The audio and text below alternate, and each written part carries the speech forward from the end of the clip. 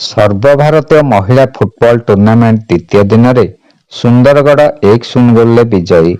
ନୟାଗଡ଼ ଜିଲ୍ଲା ଶରଣକୂଳ ନାରାୟଣ ଉଚ୍ଚ ବିଦ୍ୟାଳୟ ଖେଳ ପଡ଼ିଆରେ ଅନୁଷ୍ଠିତ ଶରଣକୂଳ ସ୍ପୋର୍ଟସ ଆସୋସିଏସନ ଦ୍ୱାରା ଆୟୋଜିତ ସର୍ବଭାରତୀୟ ମହିଳା ଫୁଟବଲ ଟୁର୍ଣ୍ଣାମେଣ୍ଟ ଶୁକ୍ରବାର ଦ୍ୱିତୀୟ ଦିନର ଖେଳ ସ୍ପୋର୍ଟସ ହଷ୍ଟେଲ ସୁନ୍ଦରଗଡ଼ 1-0 ଗୋଲରେ ତାରିଣୀ ଫୁଟବଲ ଏକାଡେମୀ କେନ୍ଦୁଝରକୁ ହରାଇ ବିଜୟ ହାସଲ କରିଛି। ଆଜି ବହୁ ସଂଖ୍ୟକ ପୁରୁଷ ଓ ମହିଳା ଦର୍ଶକଙ୍କ ଗହଣରେ ଅନୁଷ୍ଠିତ ପ୍ରଥମାର୍ଦ୍ଧ ଖେଳର 20ତମ ମିନିଟରେ ସୁନ୍ଦରଗଡ଼ ଦଳର 14 ନମ୍ବର ଜର୍ସି ଖେଳାଳି ଶିବାନୀ ମୁଣ୍ଡାରୀଙ୍କ ଗୋଲରେ ଦଳ 1-0 ଗୋଲରେ ଆଗୁଆ ଥିଲା। ଦ୍ୱିତୀୟାର୍ଦ୍ଧ ଖେଳରେ କେନ୍ଦୁଝର ଦଳ ପ୍ରତି ଆକ୍ରମଣାତ୍ମକ ଖେଳିଥିଲେ। ପରେ ସ୍ପୋର୍ଟସ ହଷ୍ଟେଲ ସୁନ୍ଦରଗଡ଼ ଦଳ ଚମତ୍କାର ଖେଳିଥିଲେ ମଧ୍ୟ ଗୋଲ ଶୂନ୍ୟ ରହିଥିଲା। ଫଳରେ ସୁନ୍ଦରଗଡ଼ ଦଳ 1-0 ଗୋଲରେ ବିଜୟ ହାସଲ କରିଥିଲା।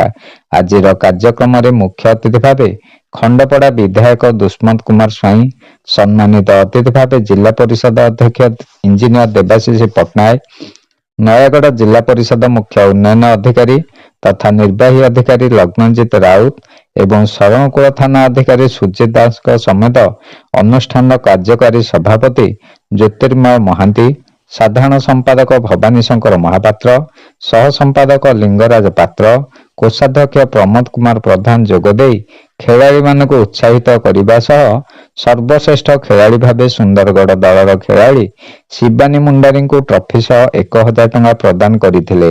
ଆଜିର ଖେଳକୁ ମୁଖ୍ୟ ରେଫରୀ ଭାବେ ଜାତୀୟ ରେଫରୀ ରିନା ତିର୍କି, ଲାଇନରେ ରାଉରକେଲାର ଆରତୀ ମହାନ୍ତି ଓ ବାଲେଶ୍ୱରର ସୀତା ମାରାଣ୍ଡି ଏବଂ ଚତୁର୍ଥ ରେଫରୀ ଭାବେ ଭୁବନେଶ୍ୱର ଭାରତୀ ମହାନ୍ତି ପରିଚାଳନା କରିଥିଲେ। ଏଆଇଏଫ୍ଏଫର ମ୍ୟାଚ୍ କମିଶନର ଦୁର୍ଗାଚରଣ ନାୟକ ଏବଂ ଓଡ଼ିଶା ଫୁଟବଲ ଆସୋସିଏସନର ଚୟନକର୍ତ୍ତା ଚିତ୍ରସେନ ପାତ୍ର ଯୋଗ ଦେଇଥିଲେ। ଖେଳର ଧାରା ବିବରଣୀ ଭାଷ୍ୟକାର ଶେଖ ଅବଦୁଲ ଖାଲିକ ଓ ଭବାନୀ ଶଙ୍କର ମହାପାତ୍ର କରିଥିଲେ। ଅନୁଷ୍ଠାନ ମୁଖ୍ୟ ସଂଯୋଜକ ବିକାଶ ଜ୍ୟୋତି ଦୋରା ସମସ୍ତ କାର୍ଯ୍ୟକ୍ରମକୁ ପରିଚାଳନା କରିଥିଲେ। ଶନିବାରର ଖେଳ ସ୍ପୋର୍ଟସ ହଷ୍ଟେଲ ସୁନ୍ଦରଗଡ଼ ବନାମ ରାଞ୍ଚି ଏକାଦଶ, ଝାଡ଼ଖଣ୍ଡ ମଧ୍ୟରେ ଅନୁଷ୍ଠିତ ହେବ ବୋଲି ସାଧାରଣ ସମ୍ପାଦକ ସୂଚନା ଦେଇଛନ୍ତି। ଓଡ଼ଗାଁରୁ ଦୀନବନ୍ଧୁ ମହାପାତ୍ରଙ୍କ ରିପୋର୍ଟ, ଖଣ୍ଡପଡ଼ା ବାର୍ତ୍ତା।